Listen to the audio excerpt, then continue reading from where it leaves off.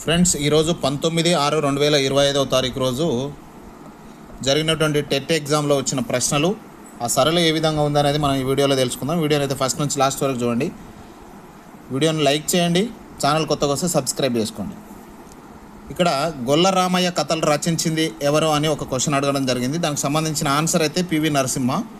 ఈ కథలు రచించిన వాళ్ళు, దీనికి సంబంధించిన ప్రశ్నలు ఏమనంటే కూడా మళ్ళీ ఒకసారి చూసుకుంటే బాగుంటుంది రేపు ఎగ్జామ్ రాసేవాళ్ళు. ఉన్నది ఉన్నట్టుగా చెప్పేటువంటి అలంకారం ఏది? ఈ విధమైన క్వశ్చన్ అడిగారు. స్వభావోక్తి అలంకారం అనేది రైట్ ఆన్సర్. ఇక్కడ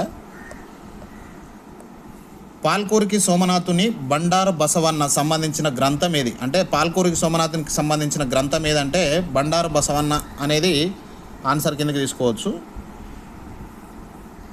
ఆంధ్ర మహాభాగవత పుస్తక రచయిత ఎవరని అడిగారు. అదేవిధంగా చెట్టుకు సంబంధించిన పర్యాయ పదాలు, ఈ పర్యాయ పదాలకు సంబంధించినవి కొన్ని ఖచ్చితంగా అయితే చూసుకొని పోవాలి రేపు ఎగ్జామ్ రాసేవాళ్ళు. ఎందుకంటే నిన్నటి ప్రశ్నల్లో కూడా మనం పర్యాయ పదాలకు సంబంధించి నానార్థాలకు సంబంధించిన క్వశ్చన్లు అయితే చూసినాం.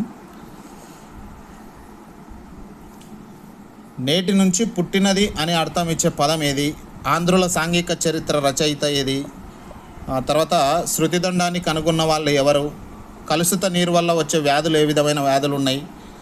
అదేవిధంగా ఎన్సీఎఫ్కి సంబంధించి 2025 మార్గదర్శకాలు ఏమున్నాయి అనేది ఖచ్చితంగా ఎన్సీఎఫ్ 2025కి సంబంధించి ఖచ్చితంగా చూసుకొని పోండి. అవక్షేపణం అనగానేది? రెండు గదుల హృదయం కలిగిన పక్షి ఏది? ద్రవాల తలతన్యత కారణం ఏంది? తర్వాత గొర్రె నుంచి ఉన్ని సేకరించడం యొక్క అర్థం ఏంది?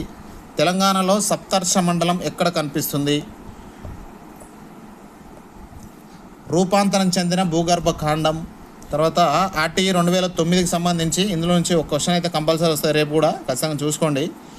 తల్లిదండ్రుల విధి యొక్క సెక్షన్ ఏది? ఆర్టీఈ 2025లో తల్లిదండ్రుల యొక్క విధులు అనేది ఏ సెక్షన్లో ఉంది అనేది క్వశ్చను.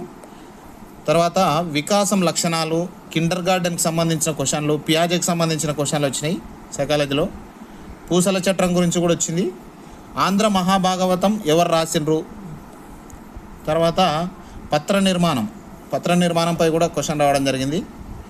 శేషప్ప కవి సంబంధించిన ప్రశ్న కూడా ఒకటి వచ్చిందంట. అట్లనే పెన్సిలిన్ కనుగొన్నది ఎవరు? మలేరియాకు సంబంధించిన ప్రశ్న ఒకటి వచ్చిందంట. క్షయ విభజన, నీటి నుంచి పుట్టినది, తర్వాత వృక్షానికి సంబంధించి నానార్థాలు,